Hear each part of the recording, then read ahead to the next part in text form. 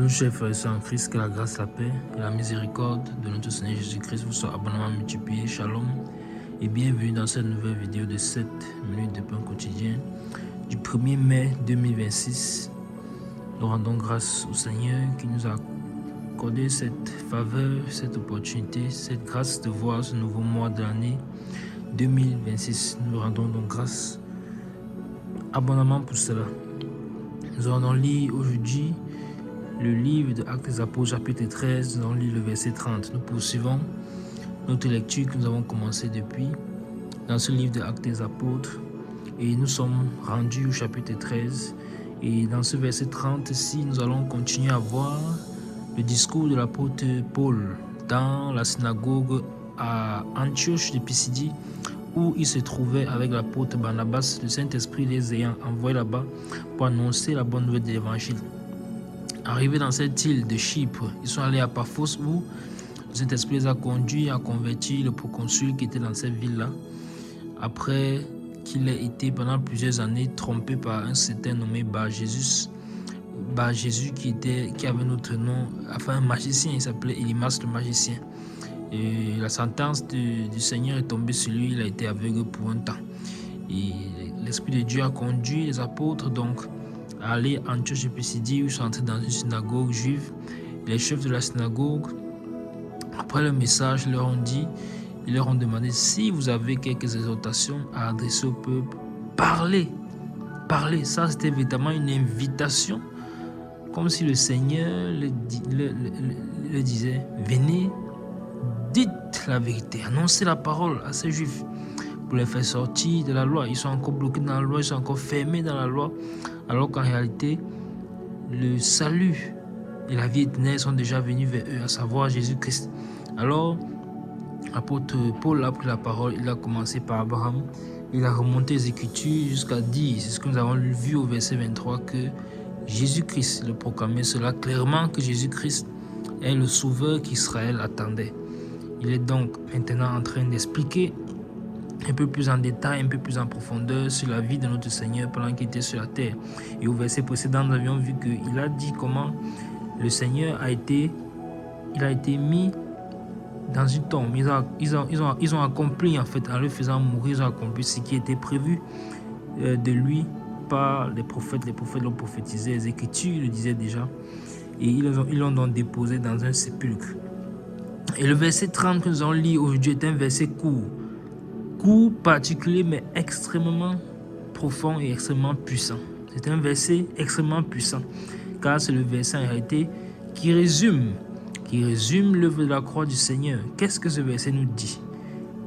Après donc qu'ils ont déposé le Seigneur dans le sépulcre, Jésus, le corps du Seigneur, qu'est-ce qui s'est passé? Verset 30, mais Dieu l'a ressuscité des morts.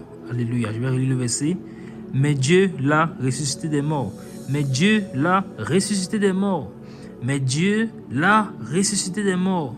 Alléluia. Jésus-Christ est ressuscité.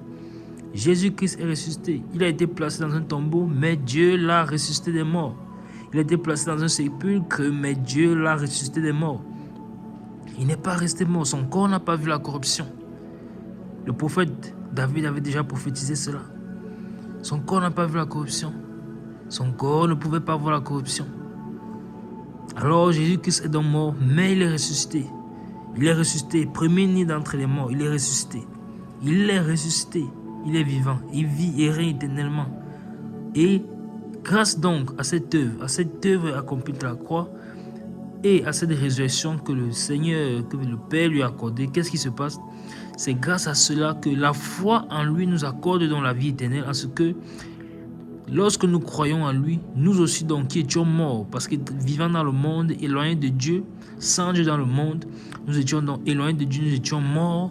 Et quand on vient au Seigneur, on parle la foi simplement en lui, à son œuvre accomplie, alors nous aussi, nous sommes morts. Nous mourons et nous ressuscitons avec le Seigneur. Nous abandonnons cette vie passée-là. Nous regrettons la vie que nous avons menée et nous venons au Seigneur. En entrant dans les eaux du baptême, cette vieille nature meurt pour que nous puissions ressusciter avec Christ. C'est merveilleux. Merveilleux plan du Seigneur. Merveilleux plan du salut. Alors si tu écoutes cette vidéo, ce message encore une fois de plus est pour toi. Jésus-Christ est ressuscité.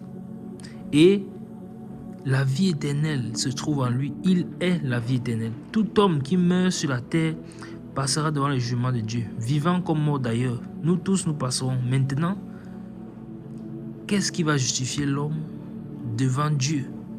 Si ce n'est le sang de Christ, ce n'est que le sang de Christ qui peut le justifier, qui peut effacer ses péchés, ses transgressions. Mais pour ça, il faut donc que le sang de Christ couvre. Et pour cela, ça se passe donc par ce que j'ai dit tout à l'heure, c'est-à-dire croire au Seigneur Jésus-Christ, se repentir de sa vie passée, l'accepter comme Seigneur et Sauveur et désirer maintenant marcher d'après sa volonté. Marcher d'après sa volonté. Il nous accorde le Saint-Esprit. C'est le Saint-Esprit qui est le gage du salut, le gage de notre salut. C'est merveilleux, merveilleux. Dieu l'a ressuscité des morts. Et parce qu'il est ressuscité des morts, lui aussi maintenant il communique la vie. Il communique la vie. Elle est palpable maintenant. Il a communiqué même déjà, mais là, il a dépouillé les puissances, les autorités. Il les a dépouillées entièrement. Il a été levé, il a reçu le nom au-dessus de tous les noms. Jésus-Christ, le nom au-dessus de tous les noms, devant lequel tout genou fléchit et toute langue confesse qu'il est roi et Seigneur. Alors ta langue va-t-elle confesser que Jésus-Christ est Seigneur? Ta langue va-t-elle confesser que Jésus-Christ est le Fils de Dieu? Ta langue va-t-elle se repentir? Ton cœur, ta vie va-t-elle changer? De ton cœur va-t-il sortir la parole de repentance qui va se prononcer sur ta langue, au travers de ta bouche? Alors n'endurcis pas ton cœur si tu entends cette parole. Que le Seigneur nous bénisse. Nous allons nous arrêter là pour aujourd'hui. C'était tout pour les 7 minutes de pain quotidien ce jour. Que la grâce, la paix et la miséricorde de notre Seigneur Jésus-Christ nous soient abondamment multipliés. Partons et commençons cette journée avec ce verset merveilleux. Dieu l'a ressuscité des morts. Alors peu importe également la situation que tu peux vivre, qui peut être difficile, sache que Jésus-Christ est ressuscité entre les morts. Il est ressuscité entre les morts. Si c'est la maladie, il a porté à la croix nos maladies. Si c'est les difficultés, les chagrins, amène cela au Seigneur à la croix. Dépose.